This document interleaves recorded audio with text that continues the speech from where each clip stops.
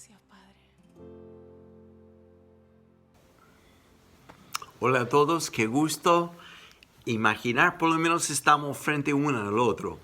Es peor para mí porque estoy en los Estados todavía y ustedes ahí también en mi país, Chile y otros países. Pero gracias a Dios, por medio de la tecnología podemos vernos y escuchar lo que Dios quiere hablarnos hoy día. Hoy quisiera compartir un mensaje sobre el discípulo. Para empezar, quiero decir que hay tres cosas que hemos identificado como pastores y ancianos y es algo que estamos compartiendo con el liderazgo y hoy con toda la iglesia.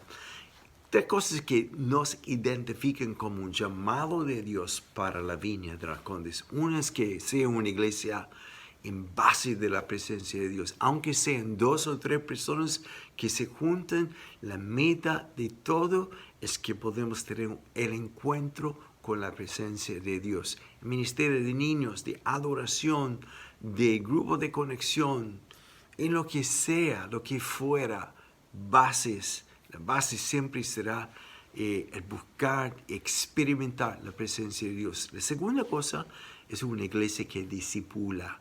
Y la tercera cosa es una iglesia que impacte. Yo lo llamo, por ser más fácil para recordar, PDI, que original, ¿no? Pero presencia, una iglesia de presencia, una iglesia, 2, que discipula y 3, una iglesia que impacta, PDI. Hoy voy a hablar sobre el discípulo. Y para esto quisiera empezar diciendo que hay 3 cosas que quiero hablar sobre el discípulo. Uno es el llamado para estar con Él. Ese es el llamado del discípulo. 2 es el costo del llamado. Y 3 es el mandato del llamado sobre un discípulo. Así que para la primera cosa quisiera hablar sobre el discípulo. El llamado de él es para estar con él. Anote. No estoy hablando de un programa, una estrategia, no estoy hablando de un modelo, no estoy hablando de un PowerPoint o algo así. Estoy hablando que primero el discípulo es llamado para estar con él, con Jesús. Y para esto quisiera compartir en Marcos capítulo 3, versículo 13. Dice, tiempo después Jesús subió a un monte y llamó a los que él quería que lo acompañaran. Eso es lo esencial. Primero, la escena, y quiero que mantenga esta escena en su mente. Jesús sube un monte, una montaña. Y los discípulos van subiendo para estar con él, pero la Biblia dice que para que ellos puedan acompañar y estar con Jesús. Primer llamado a todo discípulo es estar con él. En Lucas capítulo 10, versículo 42, entre la comparación que Jesús hace entre Marta y María, es que Marta está demasiado afanada, activa, girando alrededor de sus actividades para como estar con Jesús. Pero en medio de toda la conmoción le llama la atención a Jesús que María está sentada, está fija su vista, muy atenta su oído a las palabras de Jesús. Y Jesús dice, comparando los dos, María ha escogido lo esencial. Este es un discipulado. ¿Cómo puedes liderar otros si no están ni siquiera siguiendo a Jesús? Y cuando hablo de seguir a Jesús, no estoy hablando de enseñanzas de Él. Estoy hablando primero de la persona de Él. Jesús dice también en Mateo 7, 21 al 23, algo que leo, no todo el que me llama Señor, Señor, entrará el reino del cielo. Solo entrarán aquellos que verdaderamente hacen la voluntad del Padre que está en el cielo. el día de juicio, en el día de juicio, muchos me dirán, Señor, Señor, profetizamos en tu nombre, expulsamos demonios en tu nombre, hicimos muchos milagros en tu nombre, pero yo les responderé, nunca los conocí. Aléjanse de mí, ustedes que violan las leyes de Dios. Dos cosas muy rápidas sobre esto, que hay una tremenda diferencia entre hacer cosas para Él y estar con Él. Y es por eso Jesús dice, cuando ellos dicen, pero hemos hecho esto, y me llaman Señor, Señor, pero nunca los conocí, nunca tuve la intimidad. Fuimos tocados por Dios, pero no besados por Él, ni besamos a Él. La diferencia entre toque e intimidad es tremenda. No puedes, no puedes hacer las obras y activismo y hacerlo como equivalente a lo que es conocerle a Él. Pero tampoco puedes tener intimidad con Él sin hacer las obras de Él. Así que el primer llamado es un llamado para estar con Él. El llamado de Jesús a sus discípulos fue simplemente esto: ven y sígueme. No un plan, no un programa, no un PowerPoint. Sígueme. Si está con Él. El llamado diario de Jesús es ven a mí. Todos los que están trabajados y cansados, ya. El llamado de estar con Él. Cantar de Cantares 1 y 2. La expresión de la novia es bésame con tus besos. Esa es intimidad con Él. Él no está buscando personas perfeccionistas, muy calificados, no personas de performance, de cierto comportamiento. Él solo busca personas hambrientos. Jesús tampoco está invitando a la multitud, como ven a la iglesia.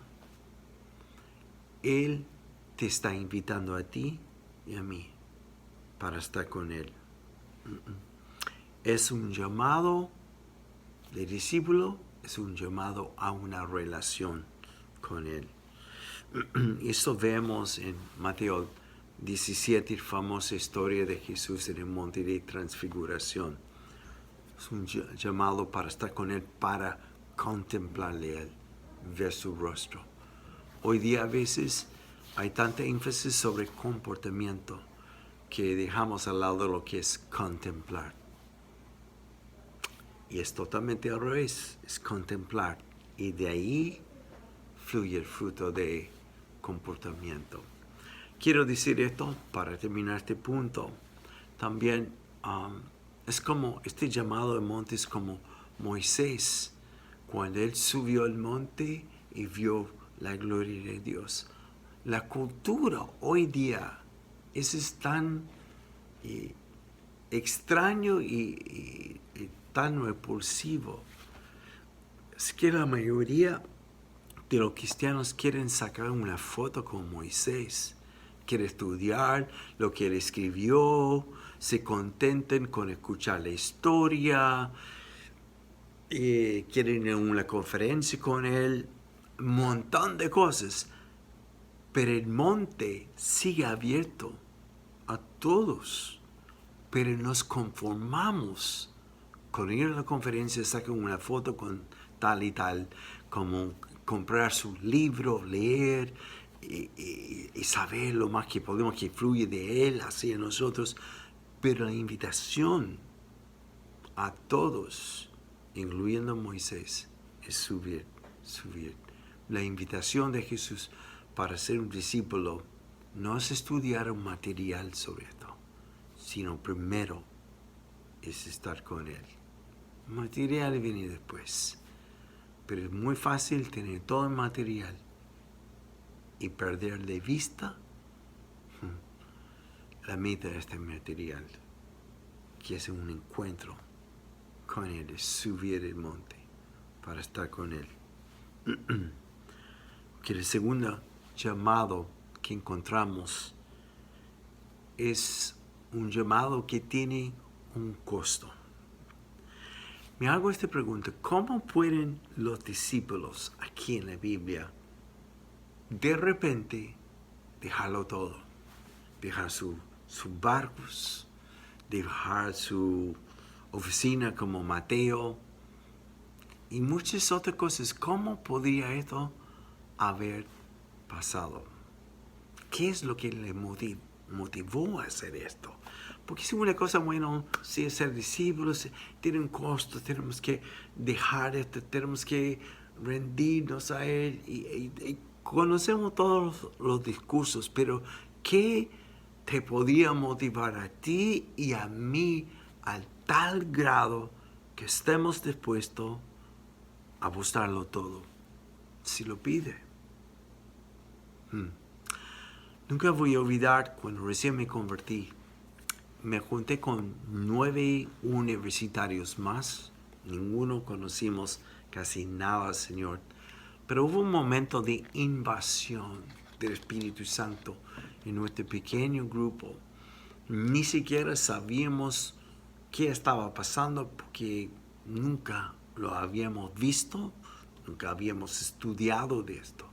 Pero fue tanta la presencia de Jesús en medio nuestro que perdimos la compostura, como el hacer las cosas en orden. Y empecé a escuchar a un joven que había recibido una beca a una universidad muy prestigiosa para un magíster en Derecho.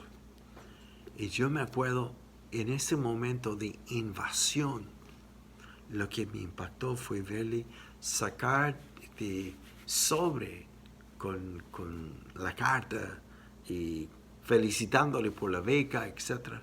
Y lo puso delante de Dios y dijo: Dios, esos son mis sueños, quiero tus sueños.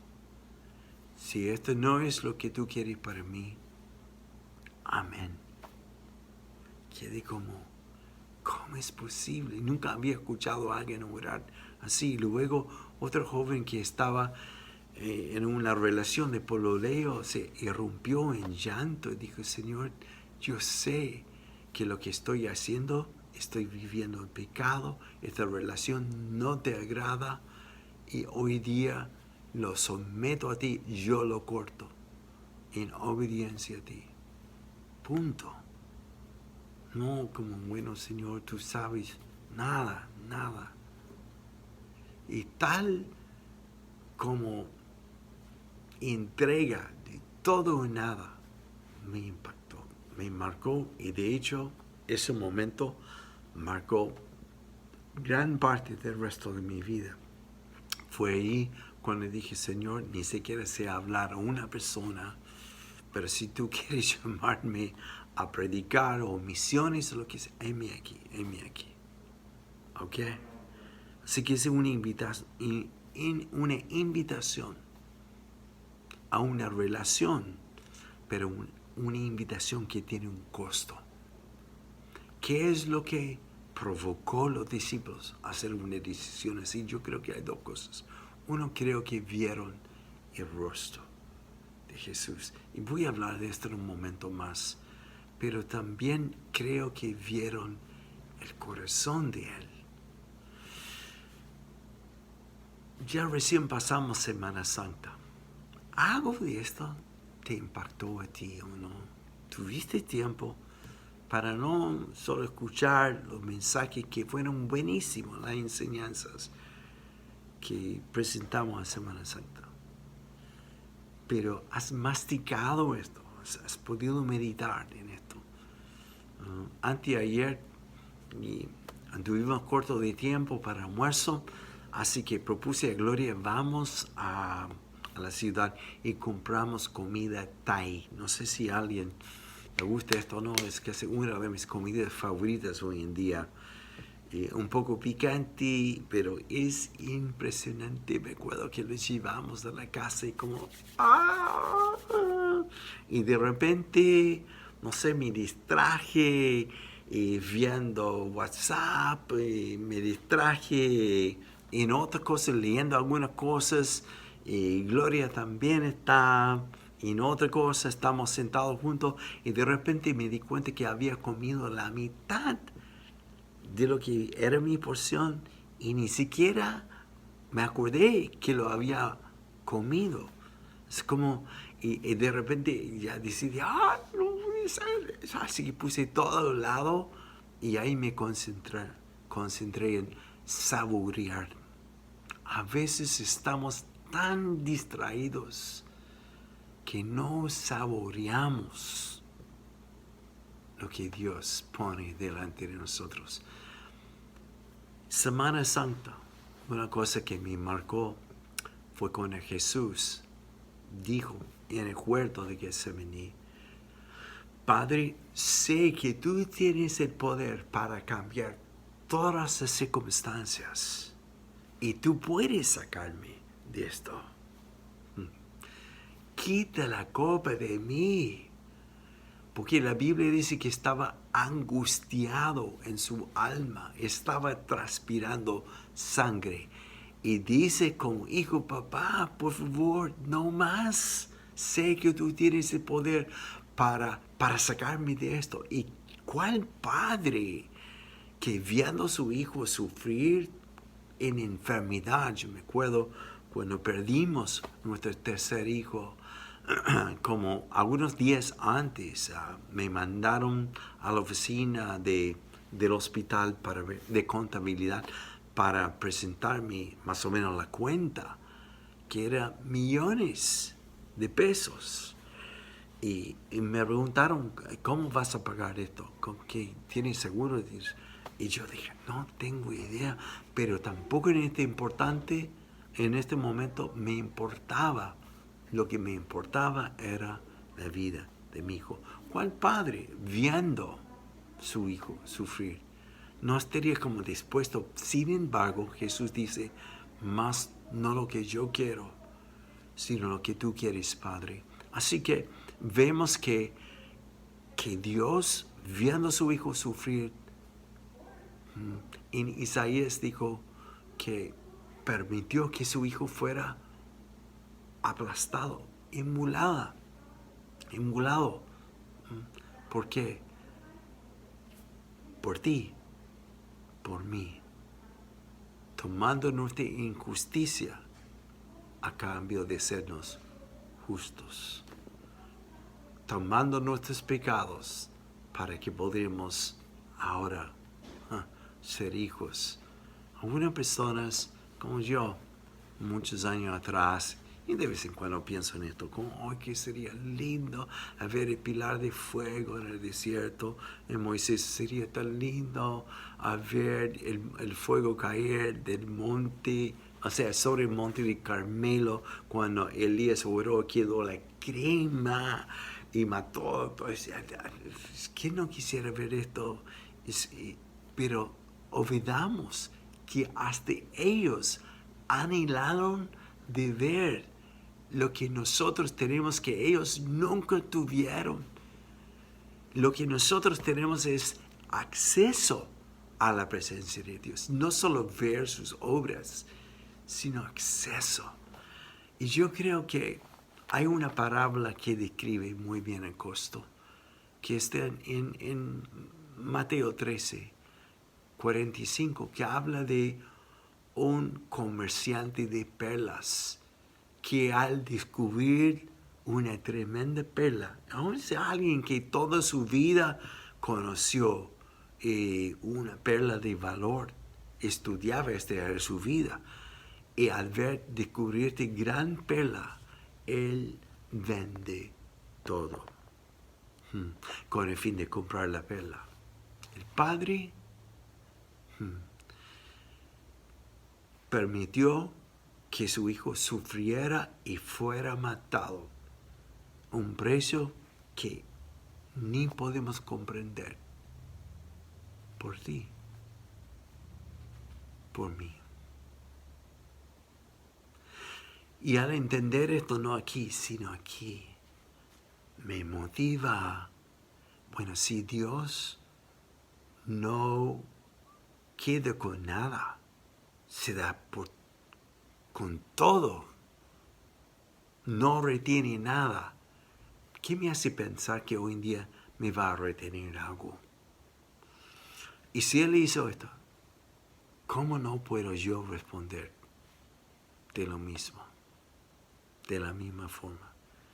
Es otra cosa verlo así que, bueno, Dios es una verdad, tuve una experiencia con Él, acepto mi vida, le permito ser parte de mi programa de vida. No. Es que los discípulos se entregaron así y un discípulo se entrega con todo porque lo haya visto. Y por eso me lleva a la próxima pregunta. ¿Cuándo fue la última vez que tú lo has visto? Que has gustado de Él y has visto que es bueno. Que has tomado el tiempo para que los ojos de tu corazón puedan ver su gloria. Como cuando los discípulos en Mateo 17 ven a Jesús después en toda su gloria y se postran delante. ¿Cuándo fue la última vez? Que no es que es muy larga la adoración. ¿Cuándo fue la última vez que tus ojos te han visto que no importa lo que dirán, que te lleva a arrodillarse, te lleva a quebrantarse, te lleva a postrarse? Y dice la Biblia que cuando los discípulos se levantaron en el monte de transfiguración, no vieron a nadie más. Todo es segundo plano cuando lo ves en Él. Tu economía, tus relaciones, tantas otras cosas. Así que el costo es un llamado, una relación con Él, estando con Él a diarios, viéndole a diarios. Es un llamado a obediencia. Y eso es, la obediencia no es un deber tan solo porque yo le temo, sino es mucho mayor. Es una obediencia porque es como los discípulos en el momento cuando Jesús sube la barca y reprende la tormenta. Dicen, ¿qué hombre es esto? ¿Qué clase de hombre hace esto? Hasta las tormentas le obedecen, hasta los demonios, hasta la enfermedad le obedecen a Él. Y lo llevan a un todo o nada. No, Él no vino para hacer mi vida más cómodo. Es que tú sabes, Señor, tengo un trabajo, tengo una familia, tengo un matrimonio, tengo esto. No estoy hablando de tiempo completo. Estoy hablando de ser obsesionado por Él en mi matrimonio, en mi trabajo, con mis hijos. Es vivir esta conexión y obsesión con Él. Todo o nada, todo o nada.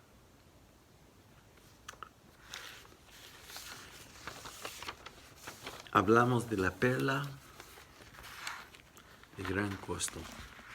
Nosotros somos esta perla y al ver el costo que el Padre hizo por nosotros, me lleva también a descubrirle a Él como la gran perla.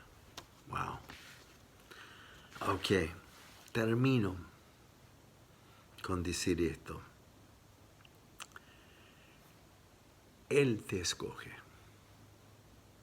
te llama para estar con Él. Y no tenemos tiempo, pero me encantó esta ilustración. Cuando en el Antiguo Testamento, incluso en los días de Jesús, los rabinos, parte de su llamado era educar a los niños. Fueron los más pequeños, todo para estudiar con el rabino. Pero a través de los años, el rabino fue escogiendo el creme de creme de los jóvenes más inteligentes, más despiertos, etcétera, etcétera. Y el gran como prestigio de cualquier persona era ser llamado discípulo de rabino tal, ¿no? Y toda tu vida tú trabajabas como para, tu anhelo era, tu meta era ser llamado, llegar a ser un discípulo de él. Jesús no escogió el creen de creen, te escogió a ti y a mí. Ese es nuestro llamado, estar con Él. El costo es todo o nada. Obediencia. Obediencia de tal manera que Él no solo entra en mi vida, sino reorienta mi vida. Cambia toda mi vida de tal manera que ya no es mi voluntad, es suya. Suena muy radical para la Viña La Conde, es algo así cuando hemos hablado tanto, Dios te ama, está bien, te ama como eres, pero no quiere dejarte como eres. Él quiere radicalmente cambiar tu vida y llamarte una vida de obediencia a Él. Pocas veces predicamos sobre esto. Pero es un llamado a reorientar mi voluntad, mis decisiones, mis relaciones, mis finanzas, mi matrimonio. El poder sobre el pecado y llamar pecado como es pecado. Con el fin de que Él puede ser Señor sobre esto. Y que el poder de Él rompe el pecado.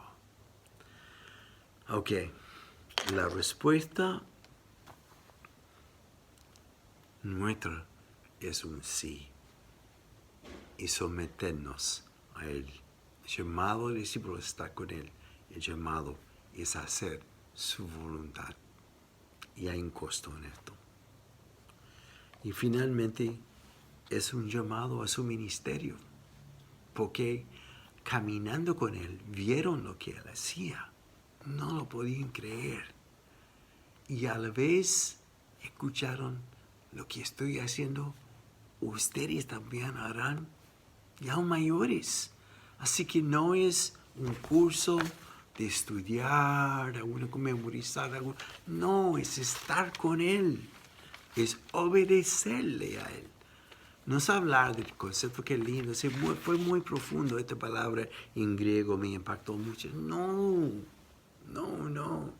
Si la palabra no te lleva a un encuentro con Él, cada vez que lo lees, cada vez que lo estudias, entonces solo tienes argumentos nomás, tienes información. Así que vemos primero aquí que ellos vieron. Así que termino diciendo, es un llamado de hacer otros como tú. Te hago esta pregunta. ¿Tú quieres que otros sean como tú? Quizás puede tener mucha información, pero otra cosa es seguirle a Él y hacer lo que hacía Él. Ese es nuestro llamado, de hacer otros discípulos. Me encanta, y con esto termino, la historia en Hechos capítulo 8.